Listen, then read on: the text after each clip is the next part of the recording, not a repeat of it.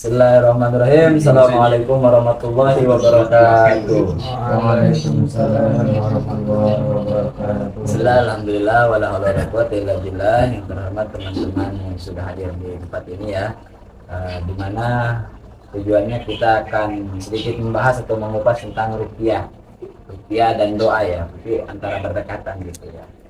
Jadi teman-teman, kita niatkan di sini untuk mencari ilmu dan untuk mengetahui sedikit mengenai ruqyah. Kemudian tujuannya agar nanti kedepannya kita ketika ada yang bertanya tentang ruqyah dan perspektif soal ya yang sifatnya kayak terapi-terapi yang demikian gitu, kita akan bisa menjelaskannya sedikit gitu.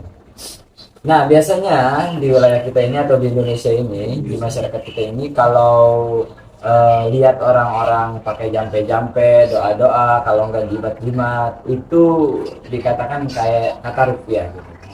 Sebenarnya kita sendiri juga belum tahu apa itu arti ruqyah gitu.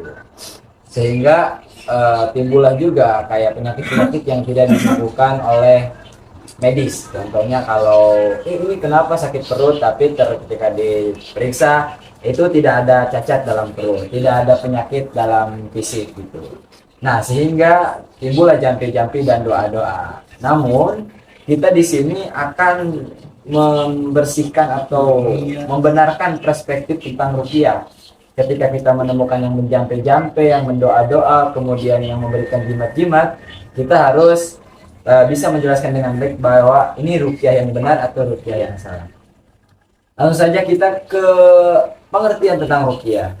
Jadi kawan-kawan, ruqyah dalam pandangan Islam, dari Islam itu memandang ruqyah memiliki makna berasal dari kata roko yarki ruqyatan, artinya jampi atau mantra. Sebenarnya emang tidak salah ketika ada orang yang berdoa yang berjampi-jampi kita langsung ngomong ini sedang diruqyah. Emang benar, karena secara makna bahasa bahwa ruqyah itu artinya emang jampi atau doa gitu kan. Kemudian menurut istilah teman-teman, ruqyah juga artinya berlindung diri kepada Allah dengan ayat-ayat Al-Quran dan zikir-zikir serta doa-doa yang diajarkan oleh Nabi.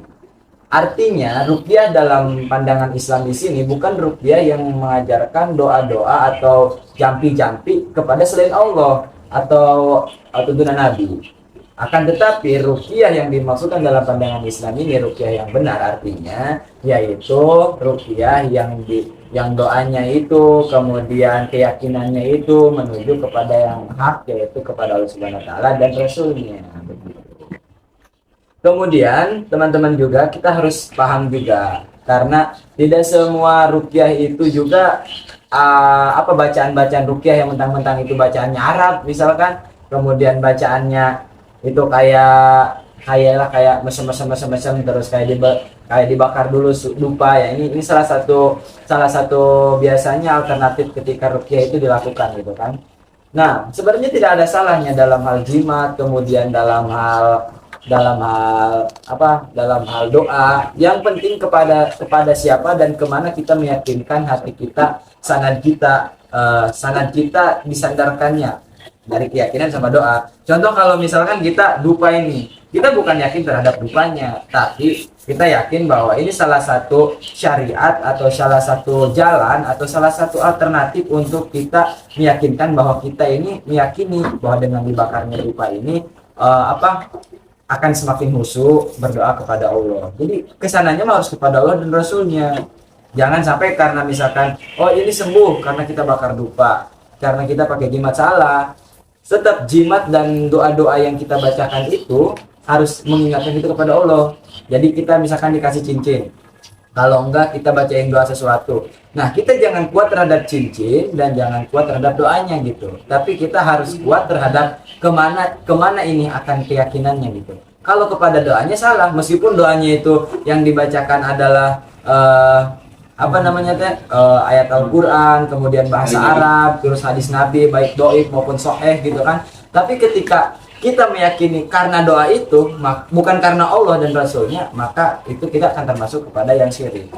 Serta ruqyah juga terbagi menjadi dua, ruqyah syariah dan ruqyah syirkiyah. Nah, itu teman-teman, yang syirkiyah itu yang tidak boleh. Kita makanya kalau misalkan di kampung-kampung kita, daerah kita ada yang melaksanakan ritual doa dan mantra-mantra, tetapi tujuannya kepada Allah Subhanahu wa taala, itu kita jangan mengatakan itu adalah ruqyah syirkiyah atau ruqyah yang syirik. Akan tetapi justru ketika tujuannya kepada Allah, hakikatnya atau yakinnya kepada Allah, maka itu adalah ruqyah syariah. Bukan karena doanya, tapi karena keyakinannya.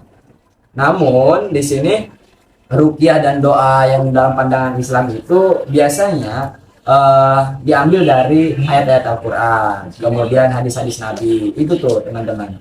Sehingga biasanya sering kita lihat juga para peruqyah membacakan ayat Al-Quran sehingga penyakit atau apa ya, makhluk yang tidak terlihat oleh kasat mata itu keluar atau bereaksi gitu. Itu karena emang dikatakan bahwa apa ya, banyak hadis-hadis yang mengatakan bahwasanya ayat Al-Quran itu adalah obat, asyifa, ya kan. Kemudian ayat Al-Quran juga sebagai apa namanya itu, penenang, penyejuk, banyak kan. Sehingga tentulah wajar kalau dengan ayat Al-Quran itu kita akan sembuh dari hal yang tidak terlihat tadi secara medis. Dan kemudian hadis Nabi, ya jelas kalau hadis Nabi itu kan Nabi itu kan panutan kita. Makanya kalau ucapan beliau kita ikuti dengan menyadarkan kita sembuhnya karena beliau dan Allah, karena Nabi dan Allah, maka tentu bakal akan sembuh. Itulah seputar ruqyah teman-teman ya. Itu secara makna dan hakikat tentang ruqyah. Selebihnya mungkin banyak nanti terkait doa-doa dan tutorial alternatif atau ya disebut terapi-terapinya gitu. Namun untuk tahapan sekarang, materi yang sekarang, kita hanya akan mengupas tentang hakikatnya saja, biar kita paham maksud dan tujuan dari ruqyah ini. Bukan seolah-olah kita kalau bisa ruqyah itu bisa mantra-mantra yang kepada jin, bukan. Akan tetapi karena kita bisa ruqyah, karena kita juga yakin kepada yang gaib, tapi yang gaibnya itu yang hak, yang benar, yaitu Allah Subhanahu wa taala. Terima kasih teman-teman atas waktunya. 3 orang ini, Fahru, Fatih, dan Mang Muji ya. Semoga Allah memberkati dan kita mendapatkan ilmu meskipun sedikit ya. Allahu a'lam bishawab. Assalamualaikum warahmatullahi wabarakatuh.